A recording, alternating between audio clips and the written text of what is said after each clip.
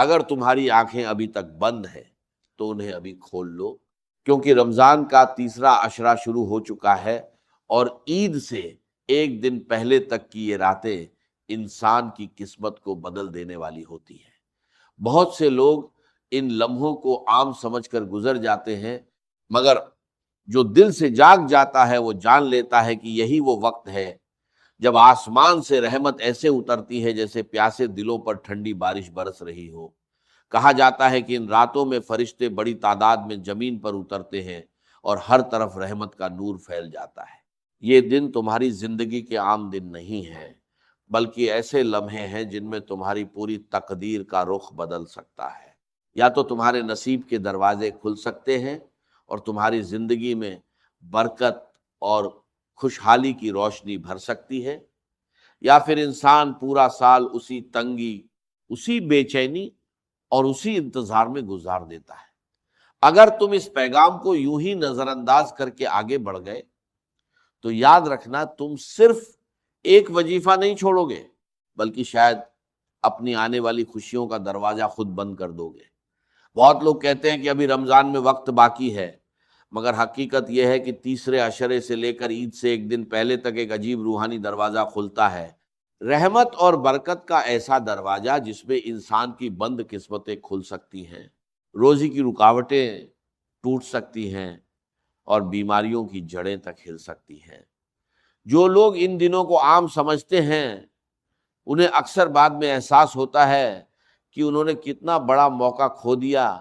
جب وہ ہاتھ اٹھا کر دعا کرتے ہیں اور انہیں لگتا ہے کہ ان کے ہاتھ خالی ہیں، تب دل کے اندر ایک ٹیس اٹھتی ہے کہ کاش انہوں نے ان دنوں کی قدر کر لی ہوتی۔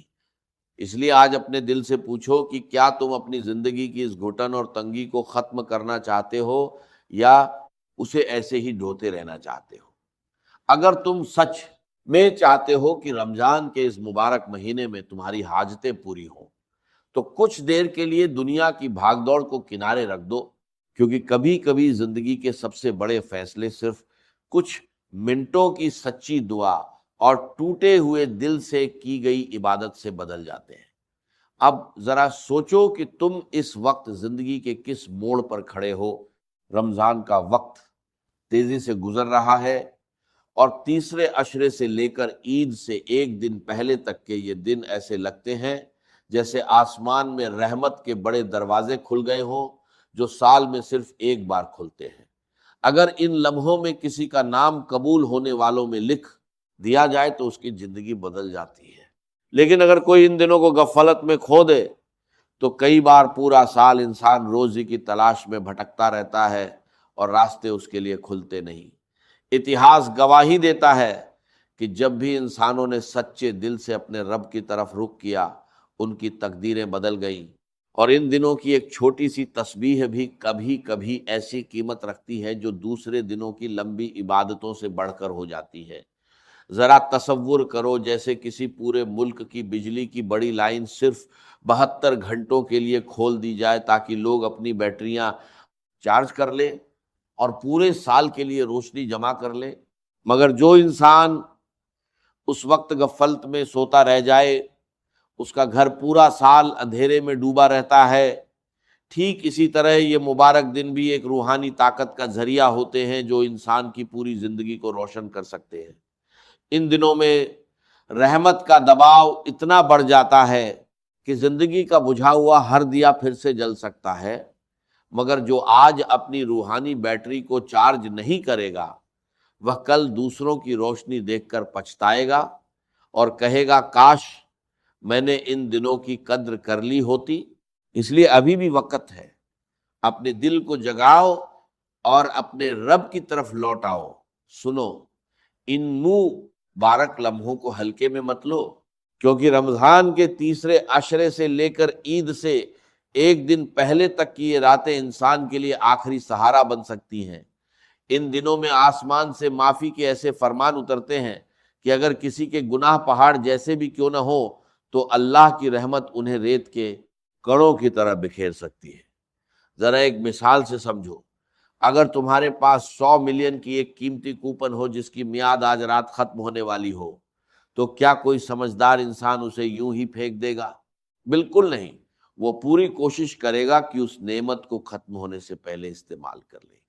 ٹھیک اسی طرح یہ دن بھی تمہاری توبہ کی آخری گھڑی بن سکتے ہیں، جس میں تم اپنے رب کے سامنے جھک کر اپنی آخرت خرید سکتے ہو۔ اسی لیے آج اپنے دل کو جھکا کر اللہ سے معافی مانگو، اس کے سامنے رو، اس سے سچے دل سے دعا کرو، کیونکہ جو وقت گزر گیا وہ کبھی لوٹ کر نہیں آئے گا، مگر جو وقت ابھی تمہارے ہاتھ میں ہے وہی تمہاری سب سے بڑی دولت ہے۔ اب جب تم اس خاص ذکر کی طرف بڑھ رہے ہو تو اپنے دل کو پوری طرح تیار کر لو، کیونکہ ان مبارک دنوں میں سب سے بڑی طاقت اس کلمے میں چھپی ہے جسے نبی صلی اللہ علیہ وسلم نے جنت کے خزانوں میں سے ایک خزانہ بتایا، اور وہ ہے لا حول ولا قوت الا باللہ۔ جب انسان اسے پڑھتا ہے تو وہ اپنے رب سے کہتا ہے کہ اے اللہ، مجھ میں گناہ چھوڑنے کی طاقت بھی تیرے بنا نہیں، اور نیکی کرنے کی قوت بھی تیرے بنا نہیں۔ اتہاس میں ایسے واقعات ملتے ہیں کہ جب لوگوں نے سچے دل سے اس ذکر کو پکڑا تو ان کی زندگی کی زنجیریں ٹوٹ گئیں۔ ایک شخص کا بیٹا دشمنوں کے قبضے میں قید تھا، جب اس نے اور اس کی بیوی نے لگاتار لا حول ولا قوت الا باللہ پڑھنا شروع کیا تو اللہ نے ایسی راہ نکالی کہ قیدی بیٹے کی زنجیریں ٹوٹ گئیں اور دشمن گہری نیند میں ڈوب گئے، اور وہ سکشل اپنے گھر لوٹ آیا۔ اس لیے جب تم یہ کلمہ پڑھتے ہو تو سمجھ لو کہ تم اپنی کمزوری کو اللہ کی طاقت سے جوڑ رہے ہو۔ ذرا اپنی زندگی کو ایک بڑے کارخانے کی طرح سوچو جس میں ساری مشینیں رک گئی ہوں، محنت، کوشش اور دماغ سب لگا لینے کے بعد بھی اگر بجلی ہی نہ ہو تو مشینیں کیسے چلیں گی؟ ٹھیک اسی طرح انسان کی زندگی بھی کبھی کبھی رک جاتی ہے۔ ایسے وقت میں لا حول ولا قوت الا باللہ اس بڑے ٹرانسفارمر کی طرح ہے جو اللہ کی طاقت کو تمہاری زندگی کی مشینوں تک پہنچا دیتا ہے، اور پھر وہی بند راستے کھلنے لگتے ہیں جن کے بارے میں انسان سوچ بھی نہیں سکتا۔ اگر آج تم یہ رابطہ نہیں جوڑو گے تو ہو سکتا ہے تمہاری زندگی کا کارخانہ لمبے سمے تک اندھیرے میں ڈوبا رہے۔ اسی لیے اپنے حالات کو دیکھو، اگر کام رک گیا ہے، قرض بڑھتے جا رہے ہیں، یا پریشانیاں چاروں طرف سے گھیر رہی ہیں تو سمجھ لو کہ مسئلہ صرف پیسے کا نہیں بلکہ روحانی طاقت کی کمی کا ہے۔ جب انسان صرف لوگوں یا بینکوں پر بھروسہ کرتا ہے تو کئی بار اللہ اسے اسی پر چھوڑ دیتا ہے، مگر جب بندہ پوری طرح اپنے رب کی طرف جھک جاتا ہے تو وہی اللہ ایسے راستے کھول دیتا ہے جن کی انسان کو امید بھی نہیں ہوتی۔ اس لیے ان مبارک دنوں میں اپنے دل سے پکارو، کیونکہ اگر آج یہ موقع نکل گیا تو ہو سکتا ہے پریشانیاں لمبا سفر طے کر لیں۔ یاد رکھو، ایک آدمی قرض میں ڈوب گیا تھا، اس کے دشمنوں نے اس کی تجارت بھی بند کروا دی تھی، یہاں تک کہ اس کے گھر میں کھانے کو بھی کچھ نہ بچا، مگر اس نے رمضان کی مبارک راتوں میں بیٹھ کر بار بار لا حول ولا قوت الا باللہ پڑھنا شروع کیا، اور دل میں یہی کہتا رہا کہ اے اللہ، تیرے بنا مجھ میں کوئی طاقت نہیں۔ کچھ ہی دنوں میں ایسی جگہ سے کام کا موقع ملا جس کی اس نے کبھی امید بھی نہیں کی تھی، اور کچھ مہینوں میں اس کے لاکھوں کے قرض اتر گئے۔ کیونکہ جب اللہ کسی کے لیے راستے کھول دیتا ہے تو وہ وہاں سے کھلتے ہیں جہاں سے انسان سوچ بھی نہیں سکتا۔ اس لیے اب تم بھی اس ذکر کو اپنی انگلیوں یا تسبیح پر پورے 100 بار پڑھو، مگر گنتی سے کم مت کرنا، اور اسے ایسے پڑھو جیسے دل سچ میں پچھتا رہا ہو اور اللہ کے سامنے جھک گیا ہو۔ مگر ایک بات ہمیشہ یاد رکھنا، ذکر کرنے کے بعد ہاتھ پر ہاتھ رکھ کر بیٹھ جانا صحیح نہیں، کیونکہ ذکر دروازے کھولتا ہے اور محنت ان دروازوں سے اندر لے جاتی ہے۔ اگر انسان صرف انتظار کرتا رہے اور کوشش نہ کرے تو وہ موقع کو کھو دیتا ہے۔ اس لیے ان مبارک دنوں میں دل سے ذکر کرو اور ساتھ ہی محنت بھی جاری رکھو۔ اب ایک اور عظیم کلمہ ہے جسے اللہ بہت پسند کرتا ہے، اور وہ ہے سبحان اللہ والحمد للہ ولا الہ الا واللہ الا واللہ اکبر۔ جب انسان اسے پڑھتا ہے تو اس کے گناہ ایسے گرتے ہیں جیسے پتجھڑ میں پیڑوں سے پتے گرتے ہیں۔ ایک تاجر جس نے اپنا سب کچھ کھو دیا تھا، اس نے رمضان کی راتوں میں اس ذکر کو پکڑا اور دل میں یقین رکھا کہ اگر اللہ سب سے بڑا ہے تو میری مصیبت اس سے بڑی کیسے ہو سکتی ہے۔ کچھ ہی دنوں میں اس کی حالت بدل گئی اور وہاں سے منافع آیا جہاں سے اسے کوئی امید نہ تھی۔ اس لیے جب تم کہتے ہو اللہ اکبر تو سمجھ لو کہ تم اپنی ہر پریشانی، ہر بیماری اور ہر قرض سے کہہ رہے ہو کہ تم چھوٹے ہو اور میرا رب تم سب سے بڑا ہے۔ جب دل میں یہ یقین اتر جاتا ہے تو بڑی سے بڑی مصیبت بھی چھوٹی لگنے لگتی ہے۔ ذرا اپنی زندگی کو ایک کمپیوٹر کی طرح سوچو جس میں وائرس گھس گیا ہو اور کچھ بھی کام نہ کر رہا ہو۔ اس وقت چھوٹی چھوٹی بٹن دبانے سے کچھ نہیں ہوتا، بلکہ پورے سسٹم کو ریسٹارٹ کرنے کے لیے ایک بڑا کوڈ چاہیے ہوتا ہے۔ یہی کوڈ اس ذکر میں چھپا ہے۔ سبحان اللہ تمہاری زندگی کو صاف کرتا ہے، الحمدللہ تمہاری طاقت کو پھر سے بھر دیتا ہے، لا الہ الا اللہ تمہارے راستوں کی رکاوٹیں ہٹاتا ہے، اور اللہ اکبر تمہارے لیے آسمان سے مدد کے دروازے کھول دیتا ہے۔ مگر جو انسان آج اس کوڈ کو استعمال نہیں کرے گا، اس کی زندگی کی مشینیں یوں ہی رکی رہ سکتی ہیں۔ اس لیے اگر تم اپنے دل میں بوجھ محسوس کر رہے ہو، روزی کی تنگی ہے یا پریشانیاں گھیر رہی ہیں، تو تھوڑی دیر کے لیے دنیا کے کاموں کو روک دو اور ان مبارک دنوں میں اس ذکر کو محبت، یقین اور سچی نیت کے ساتھ پڑھو، اور شروع کرنے سے پہلے اپنے دل میں پکا ارادہ کر لو کہ میں اس عمل کو تیسرے عشرے سے لے کر عید سے ایک دن پہلے تک ضرور کروں گا، کیونکہ کئی بار اللہ بندے کی سچی نیت دیکھ کر اس کی حاجت کام شروع کرنے سے پہلے ہی پوری کر دیتا ہے۔ اس لیے ابھی اپنے دل میں یہ نیت لکھ لو اور اپنے رب کی طرف پوری امید کے ساتھ بڑھ جاؤ۔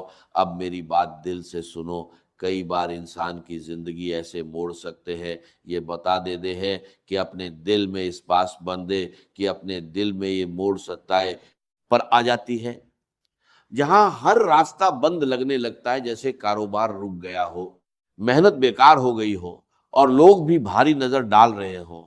ایک آدمی کی ویاپار بھی پوری طرح رک گئی تھی، لوگ کہتے تھے کہ اس پر حسد اور بری نظر کا اثر ہے۔ تب ایک نیک انسان نے اسے صلاح دی، رمضان کی مبارک راتوں میں سورۃ الکوثر پڑھو۔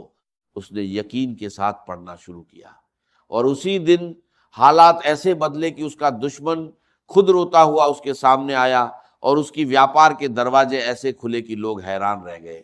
جب تم یہ آیت ان شانیہ کہ هو الابتر پڑھتے ہو تو اصل میں تم اپنے دشمنوں اور رکاوٹوں کی جڑیں کاٹ رہے ہوتے ہو۔ اسے ایسے سمجھو جیسے گھر تک روزی ایک پائپ سے آتی ہو، مگر پائپ حسد، رکاوٹوں اور مشکلوں سے بھرا ہو۔ ایسے میں پانی بوند بوند آتا ہے، سورۃ الکوثر اس پائپ کا پاورفل فلٹر ہے جو اسے صاف کرتا ہے اور روزی کا بہاؤ تیز کر دیتا ہے۔ اگر تم چاہتے ہو کہ تمہاری ویاپار میں برکت آئے، روزی کھلے اور نئی شروعات ہو، تو ابھی بھی سمے ہے۔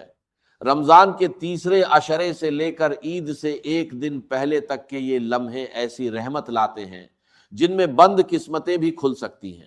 جب تم لا حول ولا قوت الا باللہ کہتے ہو تو اپنی کمزوری کا اقرار کرتے ہو۔ جب تم سبحان اللہ والحمد للہ ولا الہ الا اللہ واللہ اکبر پڑھتے، اس لیے اپنے دل میں کہو الحمدللہ کہ اللہ نے تمہیں ذکر تک پہنچایا، اصلی دینے والا صرف اللہ ہے۔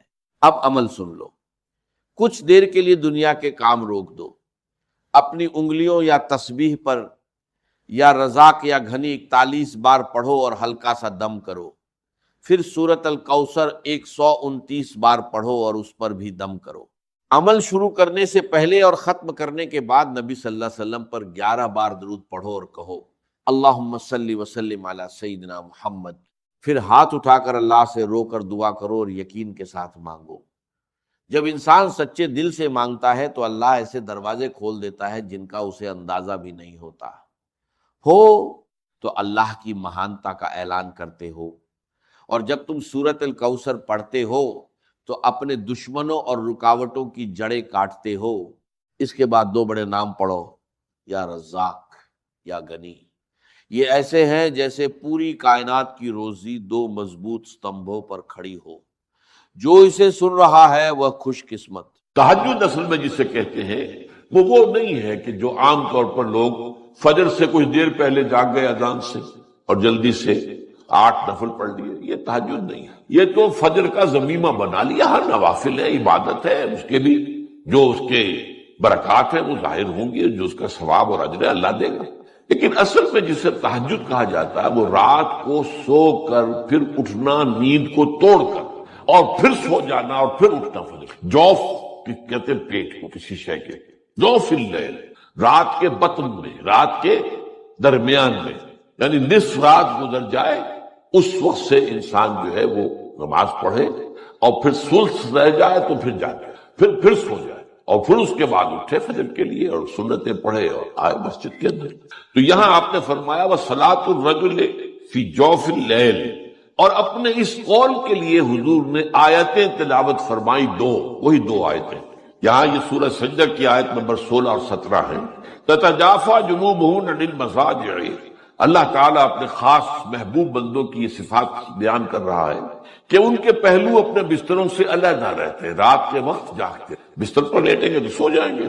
تَتَجَافَىٰ جُنُوبُهُمْ عَنِ الْمَضَاجِعِ يَدْعُونَ رَبَّهُمْ خَوْفًا وَطَمَعًا، وہ اس وقت اپنے رب کو پکارتے ہیں، دعائیں کرتے ہیں، خوف کے ساتھ بھی، اس کے مواخذے کا خوف، اس کے عذاب کا خوف، اس کے باز پرس کا خوف، اس کی ناراضی کا خوف، جہنم کا خوف، وطمعًا، اور طمع کس کی؟ اللہ راضی ہو، اللہ کے اجر و ثواب کی بھی طمع ہو، لیکن سب سے بڑی طمع کیا ہے؟ اللہ مجھ سے راضی ہو۔ اس لیے سب سے اونچا مقام یہی ہے، رضی اللہ عنہم ورضوا عنہ، اللہ ان سے راضی ہو گیا، وہ اللہ سے راضی ہو گئے۔ یہ باہمی رضا ہے، بندہ اپنے رب سے راضی رہے، وہ رہے کہ تسلیم و رضا، جو بھی دنیا میں آ رہا ہے اس پر شکوہ، اللہ کا شکوہ زبان پر جو بھی آ رہا ہے یہ میرے رب کی طرف سے، وہ میرا مولا ہے، آقا ہے، دوست ہے، میرا خیر خواہ ہے، اسے معلوم ہے کہ اس شر کے پیچھے کون سا خیر آ رہا ہے، مجھے کیا پتا، مجھے تو شر نظر آ رہا ہے، خیر تو نظر نہیں آ رہا۔ اس لیے فرمایا گیا کہ ہو سکتا ہے عسیٰ ان تکرہوا شیئا وہو خیر لکم وعسیٰ ان تحبوا شیئا وہو شر لکم واللہ یعلم وانتم لا تعلمون، ہو سکتا ہے تمہیں کوئی چیز بری لگے حالانکہ اسی میں تمہارا خیر ہے، عین ممکن ہے تمہیں کوئی چیز اچھی لگتی ہو حالانکہ اس میں تمہارے لیے شر ہے۔ اللہ جانتا ہے تم اس کیفیت کے اندر دنیا کی زندگی گزارے، اللہ تعالیٰ آخرت میں اسے راضی کر دیں گے، اللہ اس سے راضی ہو جائے۔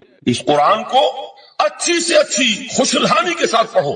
من لم یتغن بالقرآن فلیس منا، جو قرآن کو بہتر سے بہتر انداز میں، اچھی سے اچھی آواز میں، خوشلہانی کے ساتھ پڑھنے کی کوشش نہیں کرتا وہ ہم میں سے نہیں ہے۔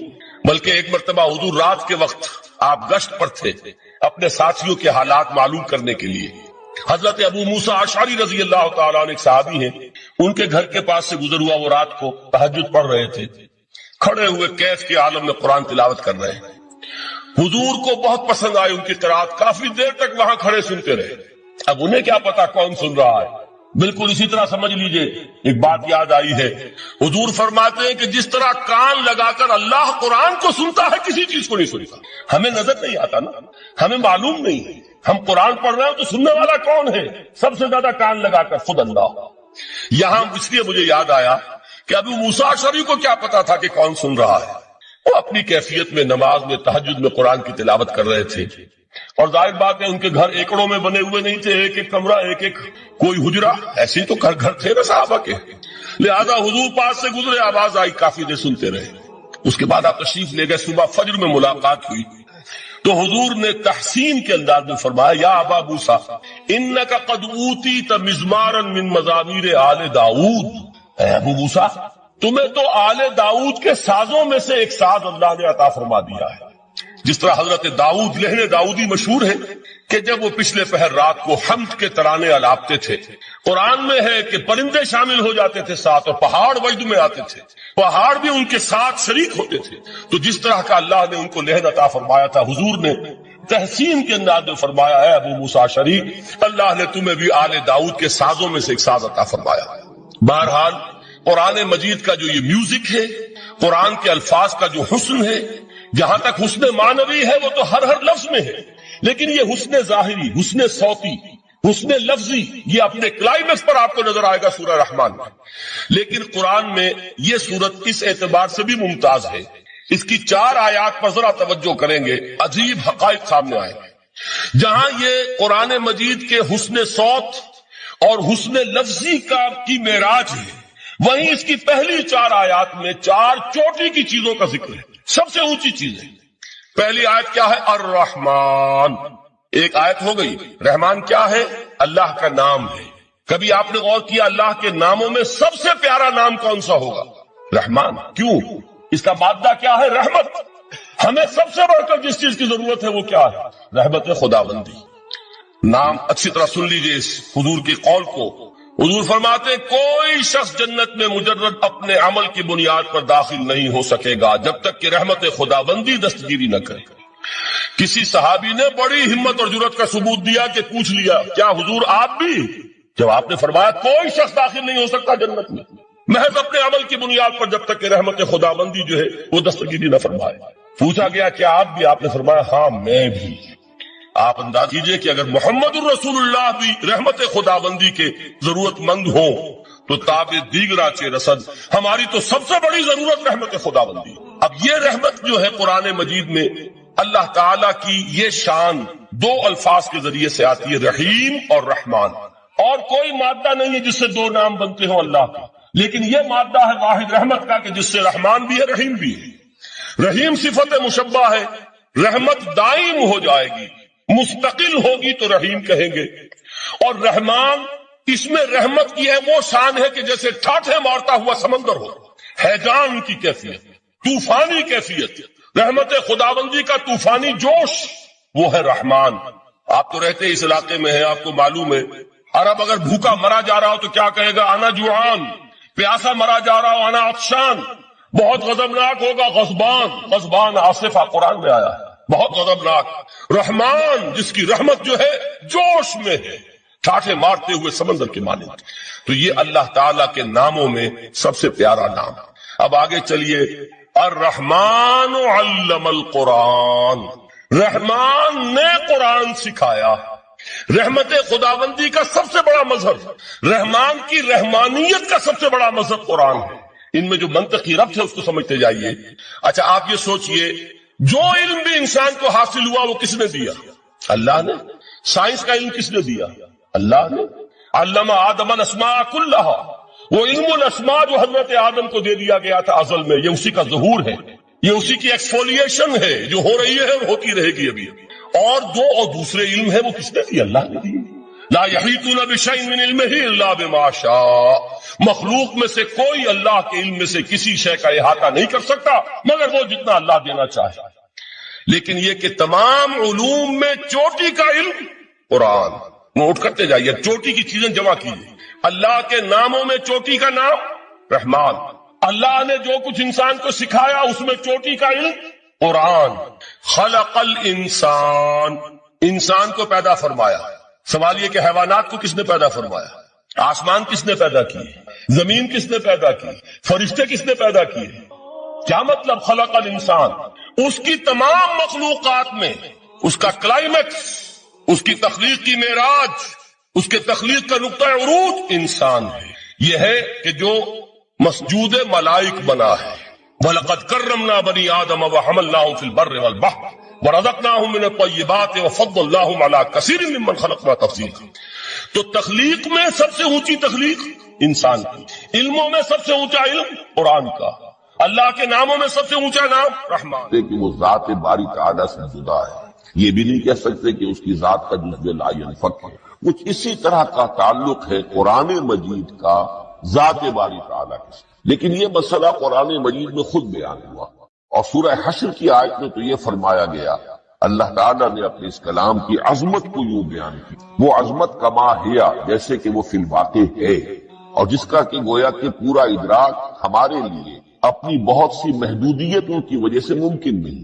لیکن ایک تمثیل کے پیرائے میں سمجھایا، لو انزلنا هذا القرآن على جبل لرأيته خاشعا متصدعا من خشية الله وتلك الامثال نضربها للناس لعلهم يتفكرون. اگر ہم نے اس قرآن کو کسی پہاڑ پر اتار دیا ہوتا تو تم دیکھتے کہ وہ دب جاتا اور پھٹ جاتا اللہ کے خوف سے. اور یہ مثالیں ہیں جو ہم لوگوں کے لیے بیان کرتے ہیں تاکہ وہ غور کریں، تدبر کریں، سمجھیں. ما لا یدرک کلہ لا یترک کلہ، اگرچہ بتمام و کمال عظمت قرآن کا فہم ان کے لیے ممکن نہیں ہے، لیکن کسی درجے میں تو کچھ انعکاس اس کا ہو جائے، کچھ اندازہ ہو جائے. انسان اپنی ذہنی سطح کے اعتبار سے، اس کی مناسبت سے کسی درجے میں عظمت قرآن کا اندازہ کر لے تو اللہ تعالیٰ کے ان الفاظ کو سامنے رکھے کہ لو انزلنا هذا القرآن على جبل لرأيته خاشعا متصدعا من خشية الله۔ اب اس آیت کو سمجھنے کے لیے سورہ اعراف کی آیت نمبر 143 کو سمجھنا ہوگا، اسی اصول کے تحت کہ القرآن یفسر بعضہ بعضا، قرآن کا ایک حصہ دوسرے حصے کی تشریح کرتا ہے۔ وہاں یہ واقعہ بیان ہوا ہے کہ حضرت موسیٰ علیہ السلام کو جب اللہ تعالیٰ نے کوہ طور پر طلب فرمایا 30 راتوں کے لیے، جس میں بعد میں 10 کا اضافہ کر کے وہ ایک 40 رات کا ایک کورس بنا، دن رات، اس موقع پر جو مخاطبہ الہی، مکالمہ الہی سے مشرف ہوئے حضرت موسیٰ علیہ السلام، تو ان کی آتش شوق بھڑک گئی اور انہوں نے بڑی جرت کر کے یہ درخواست کر دی، رب ارنی انظر الیک، پروردگار مجھے اپنا دیدار بھی عطا کر، مجھے موقع عنایت فرما، میں تجھے دیکھ سکوں۔ یہ ان کی وہ آتش شوق کا مسئلہ، لیکن جواب کیا ملا؟ لن ترانی، تو مجھے ہرگز نہیں دیکھ سکتے، ولیکن انظر الی الجبل فإن استقر مکانہ فسوف ترانی۔ لیکن ظاہر بات ہے کہ حضرت موسیٰ علیہ السلام کو بات سمجھانے کے لیے کچھ مشاہدہ بھی کرانا تھا۔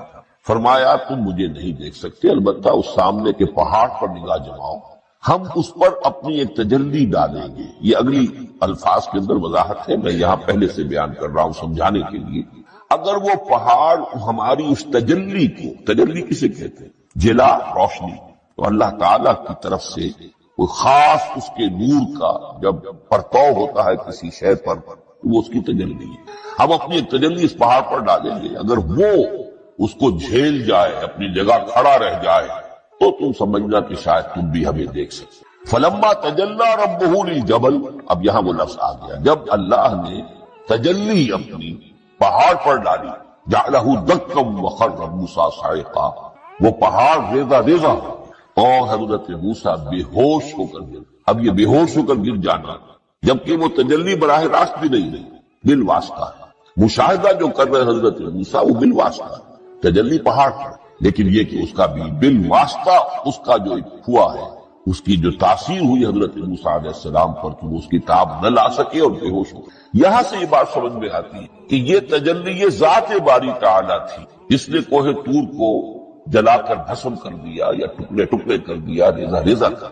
اب ذات الہی کے ساتھ جو تعلق ہے کلام الہی کا، اور یہ صفت جو لا عین ولا غیر کے درجے میں ہے ذات کے ساتھ، فجر کی نماز میں وہ فرشتے بھی حاضر ہوتے ہیں کہ جن کی ڈیوٹی رات کے وقت ہوتی ہے، ابھی آف ہونے سے پہلے انہیں فجر کی نماز بھی پڑھنی ہے ساتھ، اور وہ بھی کہ جنہوں نے دن کا چارج سنبھالنا ہے وہ بھی پہلے آ جاتے ہیں، فجر کی جماعت میں وہ شریک ہوتے ہیں۔ بہرحال یہ مختلف اقوال ہیں، لیکن میں اس وقت توجہ دلا رہا ہوں کہ طالب قرآن کے لیے دو شرطیں، تصحیح نیت اور علم اور عمل، اس میں کسی فرق و تفاوت یا تضاد کا پیدا نہ ہو، دونوں کے لیے لازمی ہے دوام ذکر، اس کا اہم ترین وسیلہ ذریعہ نماز، اور اس کے ساتھ جوڑیے پہلی بات جو کل میں نے کہی تھی اور آج بھی دہرایا اسے، کہ معرفت رب کے لیے سب سے بڑا ذریعہ جو ذکر مجسم ہے وہ قرآن ہے۔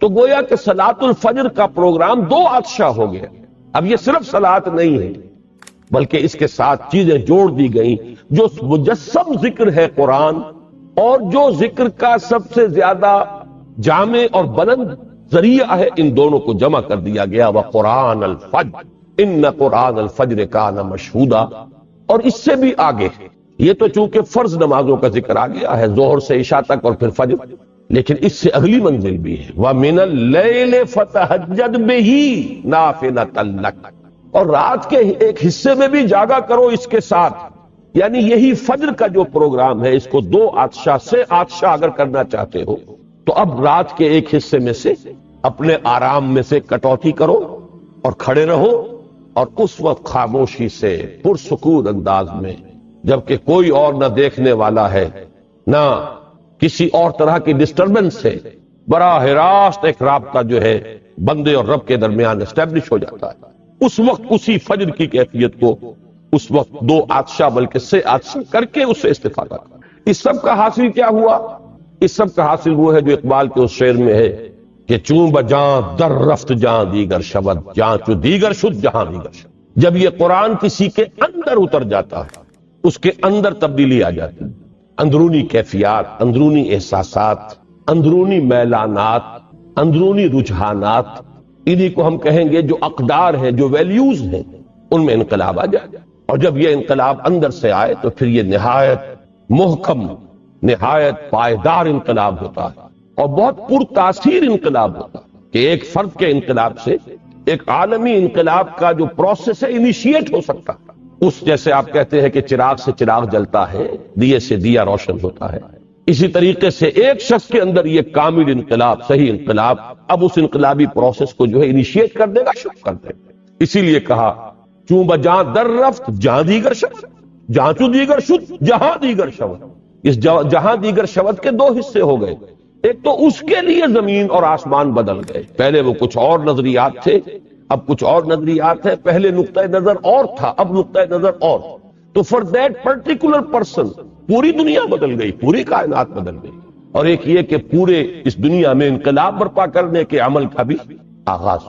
اب آئیے دوسری شے کی طرف، خادمان دین۔